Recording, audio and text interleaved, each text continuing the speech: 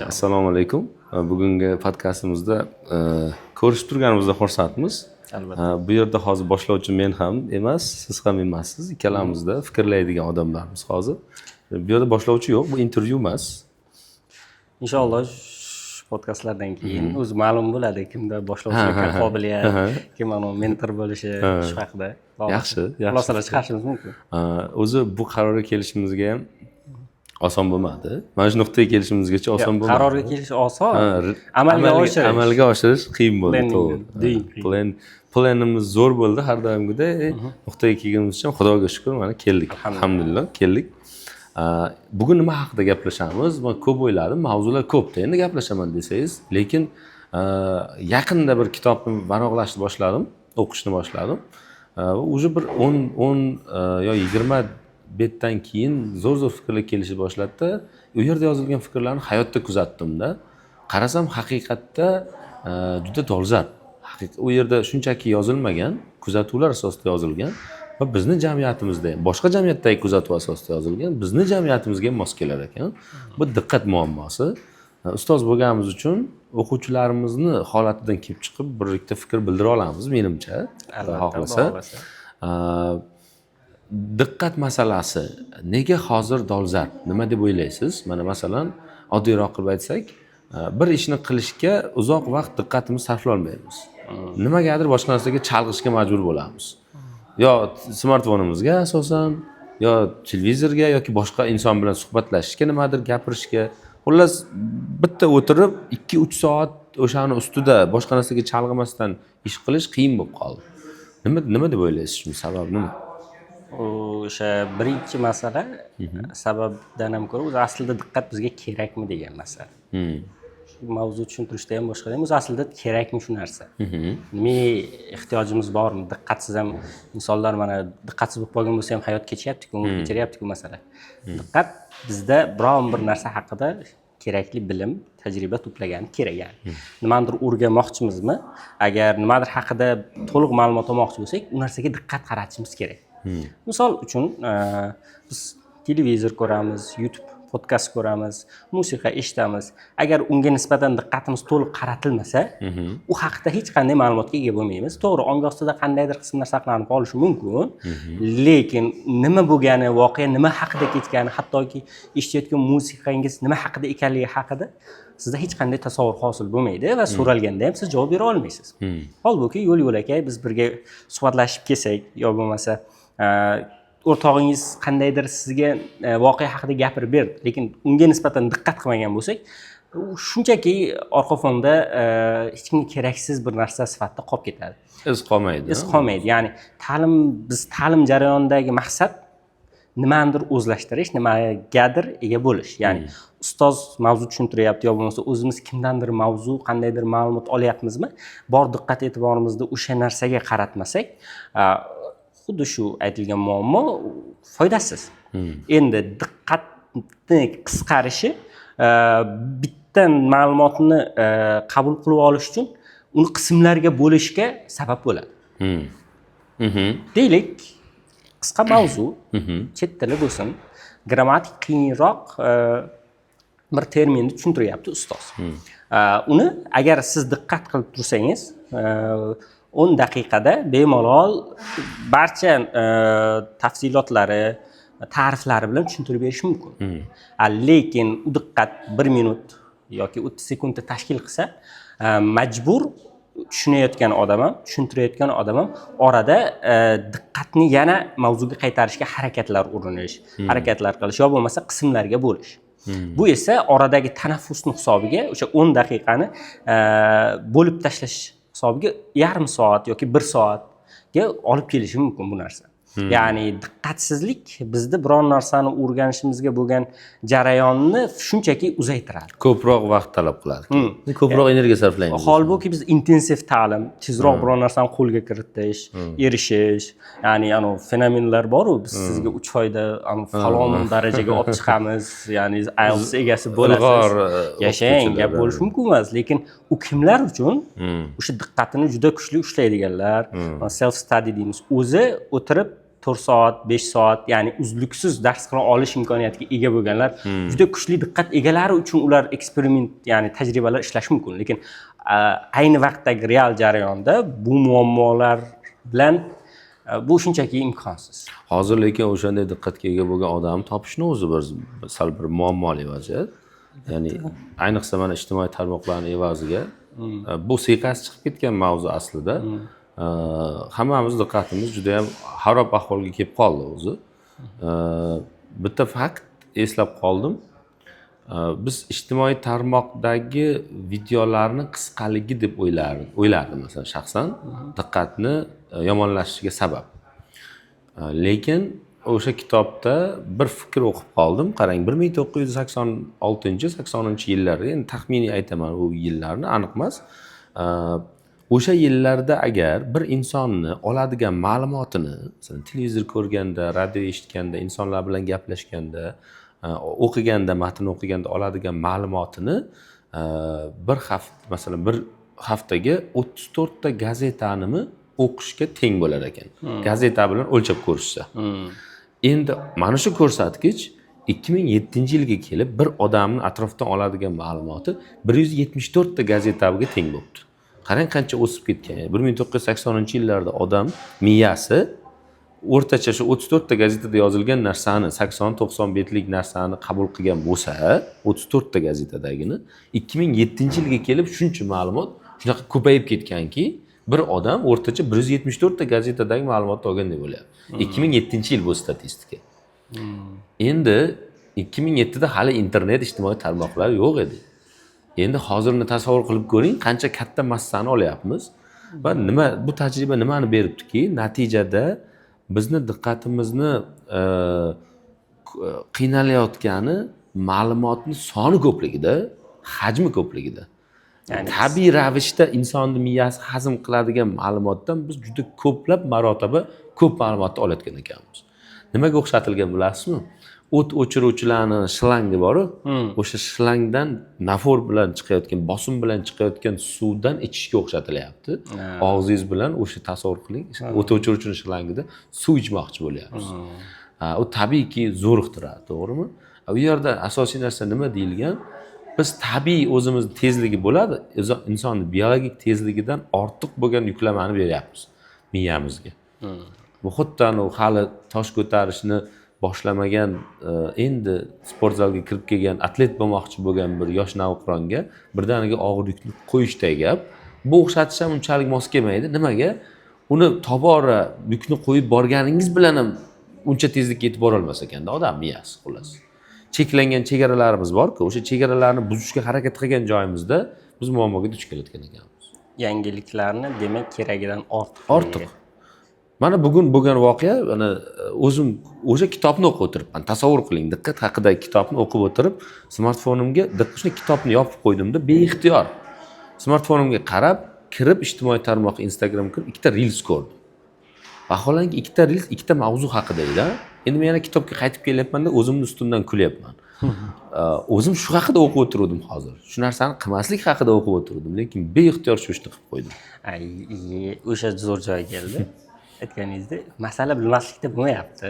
Hammamizdagi masala xabarsizlikda emas. Biz keragidan ortiq bilimlarni bilishimiz mumkin. Uni amaliyotga chiqarish. O'sha masala muhimroq bo'lyapti. Sababi telefon zararligini bilamiz. Ijtimoiy tarmoqlarni chegaralash kerakligini bilamiz. O'qish kerakligini bilamiz. Kitob o'qishimiz kerakligini bilamiz. Hammamiz bilamiz. Hamma qarshi emas bu narsalar, lekin nimaga o'shani qilmaymiz degan masala. Ya'ni diqqatimizni qaratish kerakligini his qilib turib biz o'qigan olam, lekin nimaga o'shani qilmayapmiz desa, muhimlilik darajasi. Ya'ni shu narsa haqiqatdan ham menga kerakmi? Ya'ni yo bo'lmasa atrof muhitga moslashish bitta men emas-ku. Hamma unaqa yashamayapti. Hamma qilayotgan ish hamma qator. Yo'q, hamma qilyapti degani ham biz ham shuni orasida bo'lishimiz kerak degani emas. Ya'ni ehtiyojimiz qanchalik oshgani sari, majburiyatlarimiz ko'paygani sari o'sha ishni tark qilish yomon odat bo'lsa yoki yaxshi odatga nisbatan qo'lga kiritish osonlashadi. Hozir atrofimizdagi insonlar yo bo'lmasa atrof muhit masalasiga ham diqqat taalluqlida. Yon atrofingizda o'sha 1 soat bitta narsaga diqqat qaratmay yashayotgan insonlar orasida sizni qaratishingiz sizni unusual, ya'ni extraordinary deymiz. Noodatiy inson qilib qo'yadi. G'ayritabiiy, ya'ni g'alatilar safiga kirib qolishingiz mumkin. Shu qo'rquv bor. Misol uchun jamiyatdan ajralib qolish. Albatta, o'quvchilar orasida ham, tengdoshlar orasida ham, ya'ni guruhlar, ko'cha tilib aytganda kurglarga qo'shilmaslik masalasi. Ya'ni hamma qilayotgan ishni siz qilmasligingiz sizni jamiyatdan tashqariga izolyatsiyalab qo'yish muammosi ham bor-da. Bu masalalarni bir tartiblab chiqish kerak. Lekin qarang, kimdir anglash kerak-da, mana bir filmmidi, multfilmmidi, bir qisqa rolik xayolimda bor. Hamma bir tarafga qarab ketyapti, jarlikka qarab ketyapti-da. Kimni qaytarish kerak baribir uni. Kimdir ogohlantirish kerak qayerga qarab ketayotganlikdan. Endi hozir bizning muammoimiz nimadaki? Mana o'quvchilar bilan aynan so'zini ham ko'p qo'shyapmiz. Aynan o'quvchilarimiz bilan bo'lgan holat, ular tez o'rganishni xohlashadi, boya aytganingizdek, intensiv bo'lsin kurs deydi. Men qarshi chiqaman shunga. Har doim boshida o'quvchilarimga aytadigan, meni guruhimga kelmoqchimi, mendan dars olmoqchimi, birinchi qo'yadigan talabim shu bo'ladi. Agar shoshilsang, kechirasan, biz sen bilan bu sayohatga chiqmaymiz. Bu manzilga, bu yo'lga chiqdikmi, men qanaqa tezlikda yurganimda, shunaqa tezlikda yurishga rozi bo'lsang, keyin birga chiqamiz bu manzilga. Nimaga? Chunki ilmda shoshib bo'lmaydi-da. Nafaqat ilmda, umuman hayotda shoshib bo'lmaydi. Lekin negadir hozirgi jadal zamonda biz shoshishga o'rganib qoldik. Faqat shoshsak bir ko'p narsaga erishadigandek tushundik. Lekin vaholanki muvaffaqiyatni kaliti shoshishda emas-da. Shoshishda emas. Mana hozir bizni qiladigan ishimiz ko'p. Ertalab uyg'ondingiz, oldingizga o'zingizga bir maqsadlar, tasklar, topshiriqlarni qo'ysangiz, reja qilsangiz, to-do list qilib olsangiz, mana shuni qilaman deb juda ko'p ishimiz bor. Biz hammasiga ulguramiz deymizda, hammasini chala qilamiz. Lekin ularni tanlab olib, eng asosiylarini, aytdingiz, muhimlik darajasiga ko'ra eng asosiylarini tanlab olib, o'shanga e'tibor qaratsa yaxshiroq bo'lmasmidi? Chunki bu yoqda pishiqroq ish bo'ladi-da. Bu yana o'sha boshlagan mavzumizga taalluqli. Bitta ishga diqqatimiz yetarlicha emas. O'sha qo'yilgan oldimizga qo'ygan maqsadlar, tasklarni oxirigacha yetkazishga sabrimiz yetmaydi birinchidan, toqatimiz yetmaydi. Chunki diqqatimiz boshqa narsalarga tez chalg'ib ketadi. Bitta maqsad qilib chiqamiz. Shu mavzuni tushuntiraman, shu mavzuni o'qib chiqaman yo bo'lmasa student sifatida shu mavzuni o'zlashtirishim kerak. Nimadir qilamiz, boshlaymiz mavzu ishni. Lekin siz aytgandek diqqat buziladi. Smartfonga kiramiz. Telegramdan xabar olamiz. Kimdir meni yo'qlamadimikan? Xuddi biz juda buyuk insonmiz-da, buyuk shaxs. Agar mobilda qaramasak, bir muhim ishdan qolib ketayotgan. Nima deydi? Hamma bizga ehtiyoj. Jamiyat bizsiz hech narsa qila olmaydigandek. Ijtimoiy tarmoqlarni tekshirmasak bo'lmaydi. Axir biz dunyodan ortda qolib ketishimiz mumkin. Yangi trenddan, yangi musiqadan, yangi vaynlardan. Holbuki usiz ham biz zamondan ortda qoldi degani emas-ku. To'g'ri.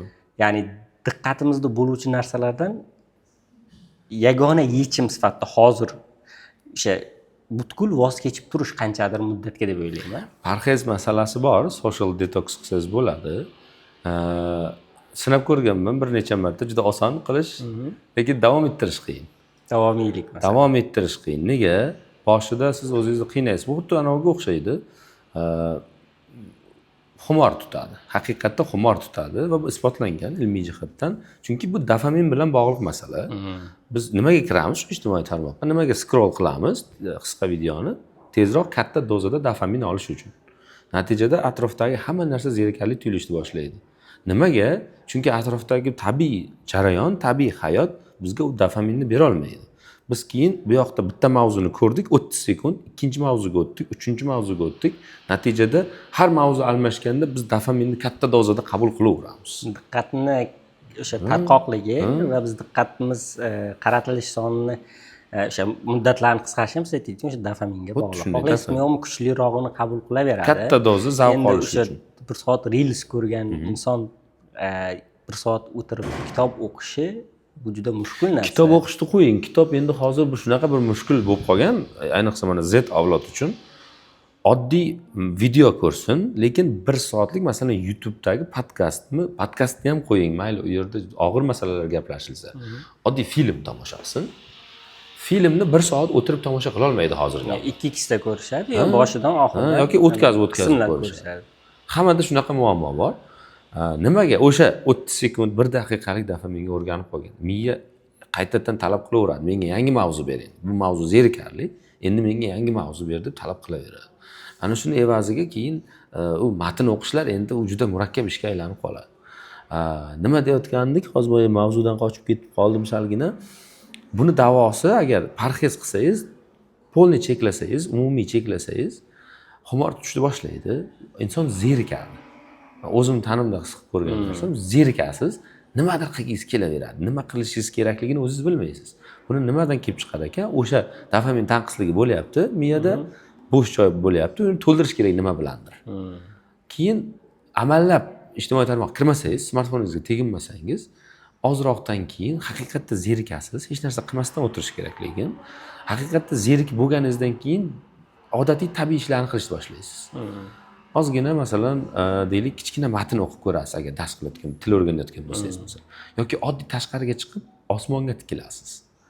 Osmonga tikilasiz, bulutlarni tomosha qilasiz, daraxtlarni, qushlarni tomosha qilasiz. 3-4 kunlardan keyin o'sha ishlar sizga zavq berishni boshlaydi. U darajaga yetib borish kerak lekin. Juda zavqli tuyulishni boshlaydi. Mana oddiygina shuna chiqib nafas olayotganingiz, toza yomg'irdan keyingi nafas olishingiz sizga zavq berishni boshlaydi. Kitoblarda tasvirlanadi-ku, u chiqdida o'pkasini to'ldirib nafas oldi va hayotni zavqini his qildi deydi-ku. Ana shular fantastika emas. Lekin hozir ko'pchilik avlod, ayniqsa Z avlod, buni fantastika deb o'ylaydi. Bizda avlod shu. Lekin tabiiy holatda buni his qilsa bo'ladi o'zi aslida. Nimagaki, bu yoqda kelayotgan katta boyagi o't o'chiruvchining shlangidagi suvni biz o'chirdik. Haqiqatda chanqoq hosil qildikda, endi haqiqatda bir qultum suvni ana endi zavqini his qilyapmiz. O'zi siri shunday ekan o'zi. Yashashimiz ham shunday. Boyagi men aytgan, eslatgan kitobda ham videoning oxirrog'ida aytamiz, albatta, bizni ko'ruvchilarga foydali bo'lsin deb. Buni bizdan oldin katta ustozlar ham o'zlarining videolarida aytib o'tishgan. Aslida shundan keyin biz sababchi bo'ldi ular shu kitobni olishimga. Ne ajabki, bizda ham hozirgi fikrimiz kimnidir o'sha kitobni olib o'qishga sababchi bo'lsa. Ya'ni u yerda yozilgani shundaki, shoshilmasdan yashash kerak. Hali kitobni endi boshladim. Lekin shunchalik ko'p ma'lumot oldimki, hal davomida menimcha Xudo xolasa ancha manfaatli bo'ladi. Bitta misol keltirilgan, masalanki, o'ylab qoldim. Haqiqatda yurish insonga foydali. Yurish olimlar tomonidan isbotlangan ekanki, insonni organizmiga eng katta foyda keltiradigan eng tabiiy mashg'ulot yurish ekan. Yugurish ham hattoki sun'iy ekan. Yugurish haddan oshtirar ekan, organizmni bilasiz, qon aylanishini haddan oshirib yuboradi. Cardiovascular exercise deymiz uni. U tabiiy ravishdagi yurak urib turishini tezlashtirib yuboradi. Lekin yurishda unday bo'lmas ekan. Shuning uchun tabiiy ravishda foyda keltirar ekan. Endi yozish, masalan, ruchkada yozishni tasavvur qiling, kompyuterda yozishni tasavvur qiling. Qaysida ko'proq ma'lumot yoza olamiz, tezroq yoza olamiz? Endi ma'lumot qabul qilish, yozishda albatta sababi his qilasiz. Chunki qog'ozni, ruchkani, qo'l harakatlari, chunki xotira faqat eshitishdan iborat. Bizni ko'rishimiz xotira, so'z yodlashda o'quvchilar bilan juda ko'p muammomiz keladi. Turli uslublardan foydalaning. Qanaqa qilsam yaxshi yoki tez so'z yodlayman masalasida qanchalik ko'p uslub orqali eslab qolsangiz, kimdir eshitib eslab qolsa, kimdir yozib eslab qoladi, kimdir gapirib, chunki tilda, labda o'zini xotiralari bor-da, kimdir qiladi. Shuning uchun tabiiyga qaytish, ya'ni an'anaviy uslub deymiz, dars qilish uslubida ham. Qog'oz, qalam yo bo'lmasa hozir hamma gadjetlarida juda ko'p, misol uchun zamonaviy darslarda ko'rsak, deyarli qog'oz, ya'ni daftar ruchkasiz ko'ramiz-da. O'zimizda ham. To'g'ri. Assalomu alaykum. Shunday. Ha desa, ustoz diktofonga yozib olyapman, ko'chirib olaman, videoga olyapman. Trenddagi narsa rasmga tushirib olish doskadagi. U aytamiz, hech qachon ochilmaydigan skrinshotlar gruppasi bor bizda, tashlab qo'ying deymiz. O'sha jarayonda uni zavqi bo'lgani bilan birgalikda, diqqat bo'lgani bilan birgalikda o'sha eslab qolish, yozib qolish, siz aytayotgandek ma'lumotni ko'proq his qilish. Kompyuterda yozishchi. Deylik, o'sha o'quvchilar, o'sha auditoriyada siz aytgan narsalarni kompyuterda typing qilib barmoqlari bilan yozishyapti klaviaturada. Nima deb o'ylaysiz? Bu foydalimi yo'qmi? Vaqt nuqtai nazaridan yutish mumkin, lekin hozir aytib o'tgandek hissiy ta'sir jihatidan bu baribir an'anaviy uslubga yetmaydi. Ruchkani yozayotganingizda qimirlatamiz, to'g'ri, qo'limiz, lekin typingda ham xuddi shu amalni bajaramiz-ku baribir. Shunga analog bo'la olmaydimi? Yo'q, unaqa o'ylamayman. Sababi typing jarayonida xohlaysizmi yo'qmi o'sha diqqat buzuvchilar bo'ladi. Ijtimoiy tarmoqlar, ya'ni uskunani o'zida. Uskunani o'zidagi, keyin nurlar, chiroqlar deymiz. Chalg'ituvchi narsalar juda ko'p. To'g'ri. Ularni o'chirib qo'yish ham mumkin, lekin unda faqat type orqali, ya'ni barmoqlar bosish orqali xotira bo'lmaydi. Ya'ni elementlar aytib o'tganimizdek, menimcha ko'proq foydali. Bir narsani o'zim uchun kashf qildim. Endi bu ilmiy eksperiment emas, bu ko'pincha o'zimda shunaqa narsalarni o'zimda eksperiment qilib hayotiy tajriba. Kuzatishga harakat qilaman. Typing bilan ruchkada yozishni bitta farqini sezdim men.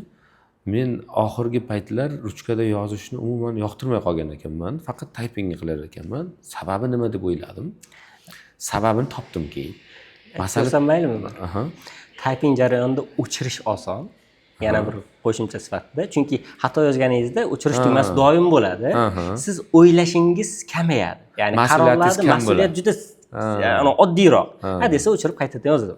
Men juda ko'p qo'llayman, chunki xato harflar ketib qolsa yo bo'lmasa fikrlarni yarimiga kelib juda ko'p o'chirish yo bo'lmasa o'sha writing deymiz, yozish qismida yo fikr bildirish yo bo'lmasa SMS yozayotganimizda ham odatda nimadir yozmoqchi bo'lamiz, tez type qilamizda, yarimiga kelib yo'q, bu uslub menga emas ekan deb o'chiramiz. Lekin yozishda u emas. Boshladingizmi? Uni oxiriga yetkazib qo'yishingiz kerak. Bu yangi kashf bo'ldi hozir. Bu xayolim kelmagandi bu fikr. Hozir fikringiz. Demak, typing qilayotganda, agar o'xshamay qolsa, o'chirish oson degan narsa bo'ladi-da xayolda. Ko'p diqqat qilmaymiz yozayotgan narsamizga. Chunki bizda imkoniyat bor, uni o'chirib tozalab yuborishga. Bu ham yaxshi fikr, lekin meni topilmam boshqa tarafda. Meni topilmam aynan tezlikda. Siz typingda vaqtdan yutamiz dedingiz-ku. O'sha vaqtdan yutishimiz bizni yutqazishimiz bo'ladi. Nimaga? Men nimaga qo'lda yozishni afzal ko'rmay qo'ygan ekanman? Sabrim yetmayotgan ekan. Bitta so'zni yozishga tasavvur qiling. Ruchkani qancha aylantirishingiz kerak harflarni. Meni sabrim yetmas ekan o'sha so'zni oxirigacha ruchka bilan yozishga, to yozib bo'lgunimgacha vaqt o'tadi-ku. Sabrim yetmas ekan. Typingda vaholanki men uni juda katta tezlikda yoza olaman. Shuni evaziga men ruchkada yozishni afzal ko'rmay qo'ygan ekanman. Lekin aynan ruchkada o'sha vaqt ketishi bor-ku. Yozayotgan sekin yozayotganingizda vaqt ketishadi-ku. Ana shu joyi kerak ekan odamning xotirasiga eslab. Uploading, ya'ni yuklab olish jarayoni hisoblanadi. Men typing qilayotganda so'zma-so'z deylik, so'z ham emasda, gaplar holida ma'lumotni qabul qilsam, yozayotganimda harfma-harf qabul qilar ekan. Endi bu o'zimni nima deydi, kichkina kuzatuvim xolos. Balki boshqalarda boshqacha ishlar, lekin katta ehtimol bilan boshqalar ham sinab ko'rishsa, menimcha ularda ham shunaqa ishlaydi. Chunki ruchkada yozib boshladim. Sabrim yo'q. Asabim dosh bermayapti oxiriga yetish. Lekin majburladim o'zim. Nimani uqtirdim o'zimga? Mana shu kutishingda bor foyda. Shoshilmasligingda foyda bor dedim. Yozdim. Ishoning, shunaqa maza qildim. Typingda to'g'ri bitta sahifa yozardim o'sha vaqt mobaynida. Bu yoqda yozgan bo'lsam 5-6 qator yozdim. Shoshilmasdan yozdim lekin. Chiroyli husn xat bilan, sekin shoshilmasdan fikrlab. Oldin typing qilayotganda fikr keladi, birdan uzatasiz-ku. Bunda o'zi hali so'zni yozib bo'lmasingizdan bu yoqda o'ylagan fikringizni boshqacharoq versiyasini o'ylab olishga vaqt bo'ladi. O'zi yozib ketayotganingizda fikrlaringizni 2 xil, 3 xil fazaga bo'lib, eng yaxshisini tanlab olish imkoniyati bo'ladi. Men shunda bildim foydasini. Yashashda zavq olmay qolamiz-ku, hamma narsa bema'ni tuyulishni boshlaydi-ku. Men shunda bildim, shoshilmaslik ekan. O'sha joyida zavqlanish masalasida biz jarayondan zavqlanishni unutib qo'ydik. Misol uchun juda ko'p o'rinlarda o'sha diqqat deyapmiz, boshqa o'rinlar aytyapsiz. Biz qilayotgan oddiydek ko'ringan ishlar aslida o'ta maroqli, mazali ishlar. Deylik, kasb nuqtai nazaridan dars berish. Kimningdir orzusi aslida u. Tasavvur qiling, bir auditoriyada 5-6 kishi, kamida 10-15 kishi, gohida undan ham ortiq auditoriyaga nisbatan sizda bor bilimlarni yetkazib berish. Buni o'zi bir katta bir mas'uliyat bilan birgalikda zavqli jarayonda, yoqtirgan, masalan, hobbis bo'lgan inson uchun.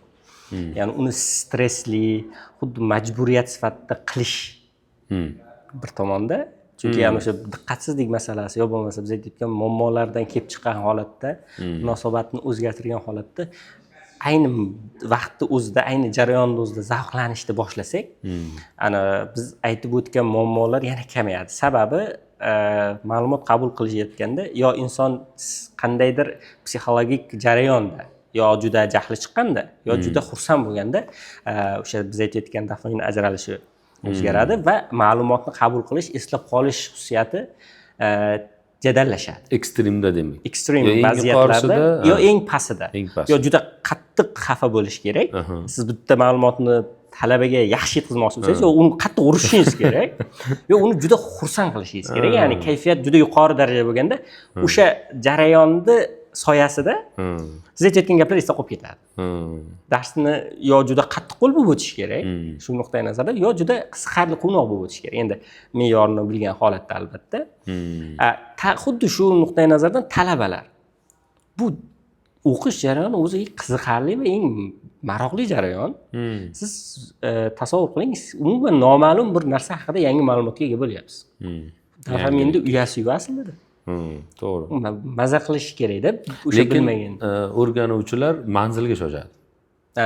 Natijadan faqat rohatlanishga. Lekin u jarayon juda qisqa davom etadi.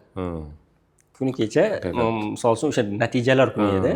0 natijalar chiqdi, ammo xursand, o'ylagan niyatiga erisha olmaganlar ozroq xafa bo'lishdi.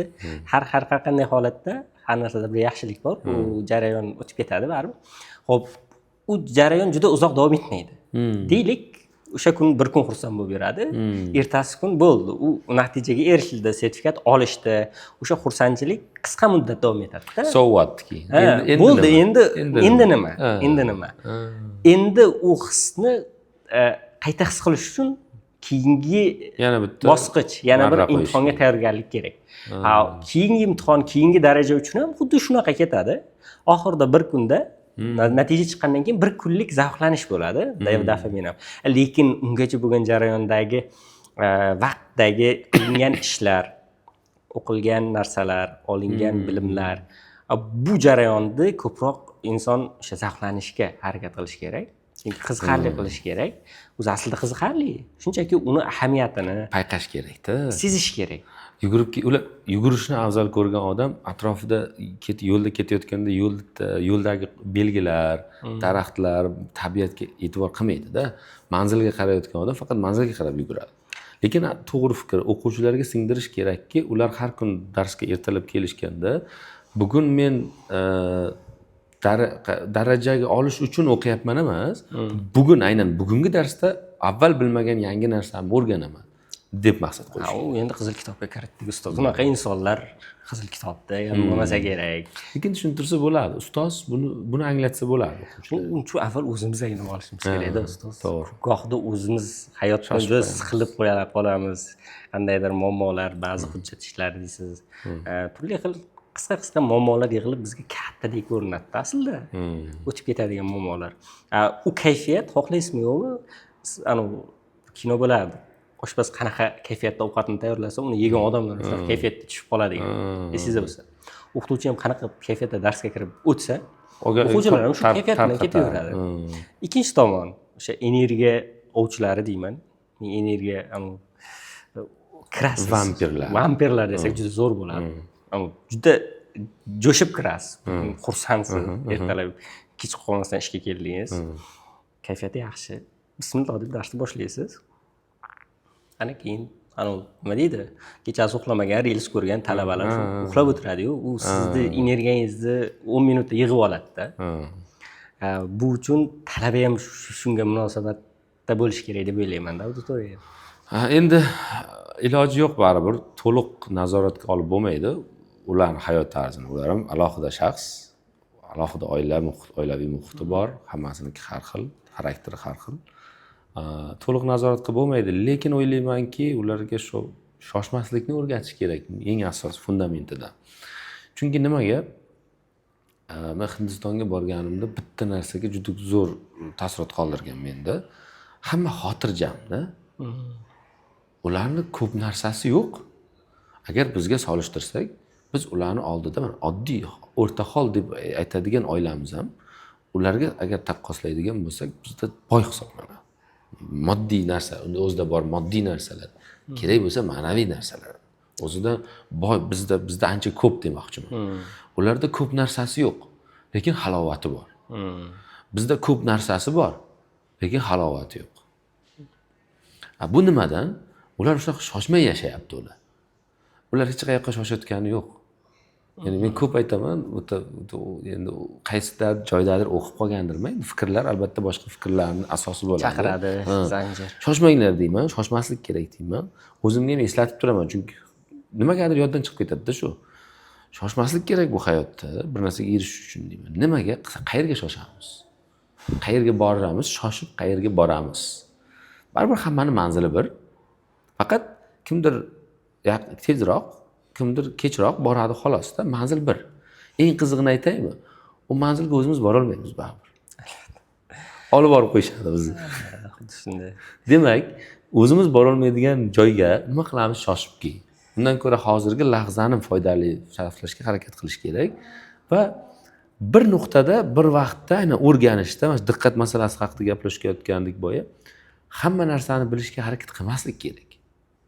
Iloji yo'q-da, u insonda chegaralangan-ku.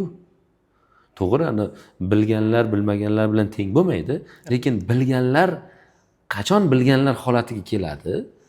Ma'lum bilish kerak bo'lgan narsalarni belgilab olganda menimcha.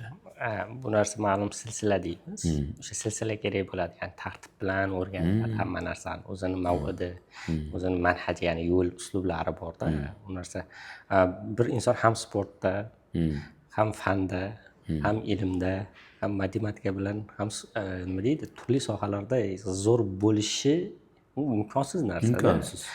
Misol uchun kimdir yaxshi savdogar bo'lishi mumkin. Lekin u yaxshi o'qituvchi bo'ladi degani emas. Buning uchun eng birinchi navbatda o'zini o'sha tipini, o'zini sohasini qilish kerak bo'lgan maqsadini biz missiya deb ataymiz. Shu ko'p podkastlarda hamma joyda aytiladigan shu missiya so'zi, ya'ni bizni xalq desak oddiy maqsadini bilib olish kerak-da bu narsa. Manzilimiz qayerdaligini bilsak. Ozgina pauza qilib yerga kesamiz endi iloji yo'q. Bu ham kerak. Buni bemalol olyapmiz. Bugungi menga yoqyapti. Mana vaqt tez o'tadi, bilasizmi, shunaqa suhbatlarda. Yarim soatga yaqin yozib qo'ydik hozir nimalarni. Boyagi holatga keldimda o'ylab qoldim hozir. Nimaga biz qisqa muddatli tez almashadigan kontent ko'rganimizda nimaga miyamiz charchaydi? Uni mavzusi ko'pligidan yana bitta tarafi bor. Hamma ko'rayotgan narsalarimiz biz hukm beramizda. Ichimizda, ong ostimizda bo'lishi mumkin, hukm beramiz. Nimani eng klassik ajratish nimanidir yaxshi, nimanidir yomon deymiz, to'g'rimi? Yaxshiga yomonga ajratamiz. Endi tasavvur qiling, reels ko'rib o'tiribsiz. Bitta narsa o'tkazasiz. Xo'p, bunga baho beramizda baribir. Kulgili deb baho berishingiz mumkin. Ikkinchisiga jirkanch deb baho berishingiz mumkin. Uchinchisiga dohiyona deb baho berishingiz mumkin. Ijodkorona deb baho berish, zo'r, yomon, o'rtacha deb baho. Har biriga baho beryapmiz-da. Bu xuddiki bilasizmi, ozgina muddat ichida ko'p odamga sud qilib, ularni hammasi hukm qilganday gapda, uni mas'uliyati bor-ku.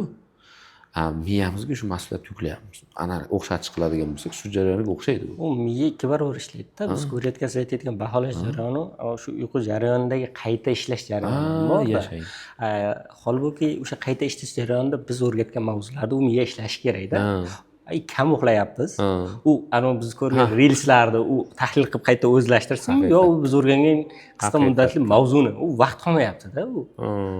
Deylik 1 soat o'rgangandim, misol uchun 8 soat uyqu kerak edi o'zi. 1 Qaysidir soat qismlarni ilmga tahlil qilish uchun. olish uchun. Biz teskarisiga qilyapmiz. 8 soat ma'lumotli, 8 soatlik ma'lumotni olib 1 soatlik uyquni ichiga tashlab beryapmiz. Shuning uchun ham uyquda ham halovat yo'q keyin. Mana bu yoqda.